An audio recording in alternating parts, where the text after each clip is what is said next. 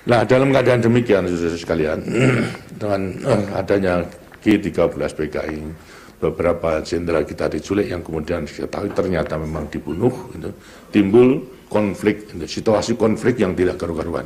Karena ya, PKI yang sudah merasa menang, kemudian partai-partai lainnya yang pada waktu itu karena ya warna wibawa daripada Bung Karno yang melindungi daripada PKI, lainnya kan semua takut, gitu. Sehingga kemudian setelah lantas bisa kita kita patahkan pada 1 Oktober itu, lantas partai-partai lainnya kan dengan sini ya punya keberanian, timbul situasi konflik di mana ya daripada pengikut-pengikut partai satu sama lain saling berhadapan sehingga culik menculik, bunuh membunuh dan sebagainya.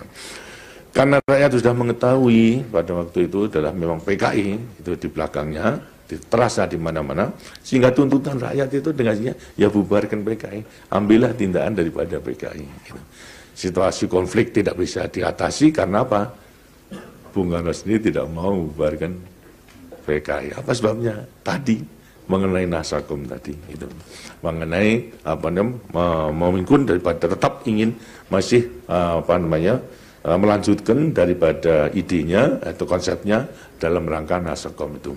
Di antara lain adalah juga mempunyai pegangan, artinya punya pendirian, karena beliau sudah merasa bahasanya Nasakom itu setelanjur dijual ke dunia, melewati pidato di PBB itu. Sehingga demikian, ya sebagai pemimpin susah untuk dapat, untuk dapat menarik itu. Lantas sekarang karena tidak tegas daripada beliau, bahkan mengatakan ya anggaplah ini revolusi, kematian daripada jenderal-jenderal itu seperti riak-riak dalam gelombang samudera, itu sebenarnya tidak apa-apa, yang biasa lah.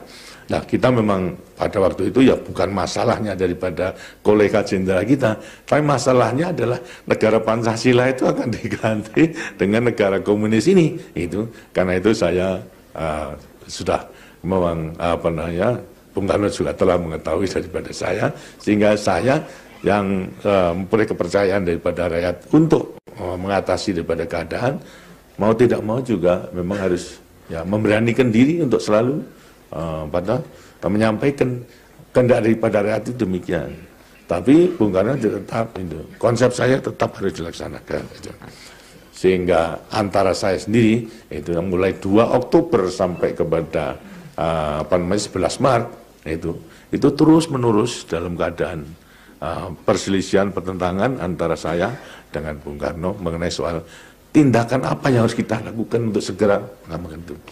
Saya menyampaikan kepada rakyat agar supaya Partai Komunis itu segera bisa dibubarkan, dihukum itu karena memang telah mengkhianati tidak hanya pada Oktober 65, tapi pada waktu 48 Madiun Affair pada tahun 26, demikian kenapa harus kita pertahankan itu.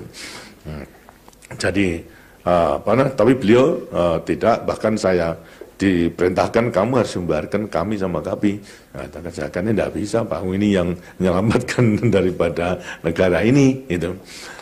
Akhirnya sampai kepada ya macam-macam daripada pembicaraan, tapi terus terang saja saya tidak mengekspos daripada perselisihan saya dengan Bung Karno, tidak mengekspos apa-apa. Wong saya bermaksud untuk mengamankan Bung Karno. Dan saya percaya kalau Bung Karno itu baru PKI, rakyat itu masih di belakangnya. Itu tidak ada masalah. Saya cuma mengatakan Pak, kalau PKI dibubarkan sesuai dengan tuntutan rakyat, bahwa itu masih akan dapat dukungan sepenuhnya. Tapi kalau tidak, saya ini susah untuk mengamankan. Gitu. Jadi saya tidak mempunyai maksud untuk menjatuhkan Bung Karno, tapi sebaliknya. Begitu pula artinya pembicaraan terus menerus, beliau tidak bisa meyakinkan kepada saya untuk membubarkan PKB sama kami dan juga daripada partai-partai lainnya seperti itu, tapi saya tetap mengusulkan. Gitu. Tapi terus terang saja tidak banyak yang tahu karena memang ya saya ingin menyelamatkan supaya tidak sebab kalau kemudian lantas saya sampai kepada mengekspos, mau tidak mau kan timbul daripada bentangan. Nah, saya tidak menganggap demikian.